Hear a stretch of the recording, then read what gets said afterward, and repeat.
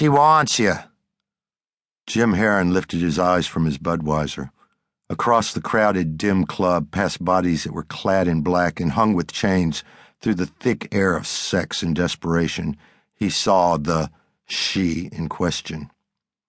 A woman in a blue dress stood beneath one of the few ceiling lights in the Iron Mask, the golden glow floating down over her Brooke Shields brown hair and her ivory skin and her banging body. She was a revelation, a standout slice of color among all the gloomy neo-Victorian Prozac candidates, as beautiful as a model, as resplendent as a saint.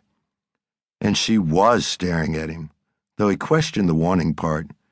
Her eyes were set deep, which meant as she looked over, the yearning that stalled out his lungs could just be a product of the way her skull was built. Hell, maybe she was simply wondering what he was doing in the club, which made two of them. I'm telling you, that woman wants you, buddy. Jim glanced over at Mr. Matchmaker. Adrian Vogel was the reason he'd ended up here, and the Iron Mask was definitely the guy's scene. Ade was dressed in black from head to toe and had piercings in places most people didn't want needles anywhere around. Nah, Jim took another swig of his bud. Not her type. You sure about that? Yep. You're a fool. Adrian dragged a hand through the black waves on his head, and the stuff eased back into place like it had been trained well. Christ, if it weren't for the fact that he had worked construction and had a mouth like a sailor, you'd wonder whether he trolled the women's mousse and spray aisles. Eddie Blackhawk, the other guy with him, shook his head. If he's not interested, that doesn't make him foolish. Says you. Live and let live, Adrian. It's better for everyone. As the guy eased back on the velvet couch, Eddie was more biker than goth, in his jeans and shit kickers, so he looked as out of place as Jim did, although given the hulking size of the guy and those weird-ass red-brown eyes of his, it was hard to imagine him fitting in with anyone but a bunch of pro wrestlers. Even with his hair in that long braid, nobody razzed him at the construction site, not even the meathead roofers who gave the biggest lip. So, Jim, you don't talk much.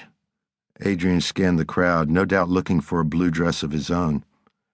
After focusing on the dancers who writhed in iron cages, he flagged their waitress.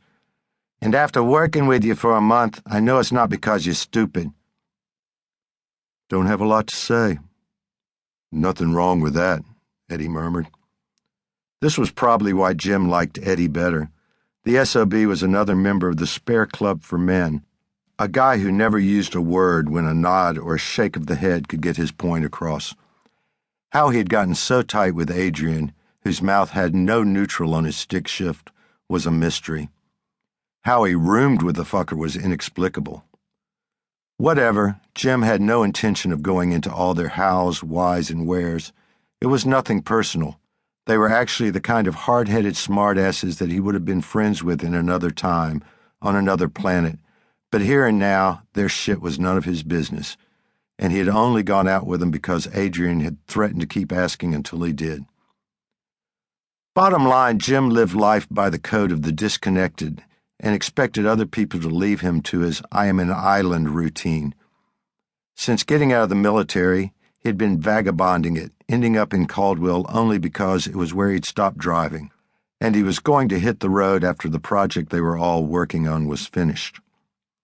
The thing was, given his old boss, it was better to stay a moving target.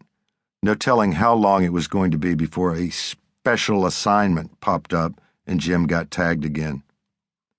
Finishing off his beer, he figured it was a good thing he owned only his clothes, his truck, and that broken-down Harley.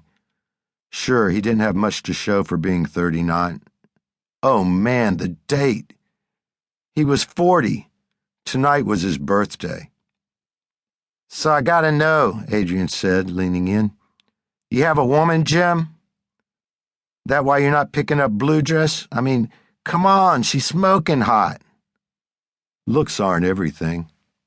Yeah, well, they sure as hell don't hurt. The waitress came over, and while the others ordered another round, Jim shot a glance at the woman they were jawing about. She didn't look away, didn't flinch, just slowly licked her red lips like she'd been waiting for him to make eye contact again. To keep listening to this audiobook, I've left you a link in the description so you can do it, at no cost thanks to Audible's 30-day free trial.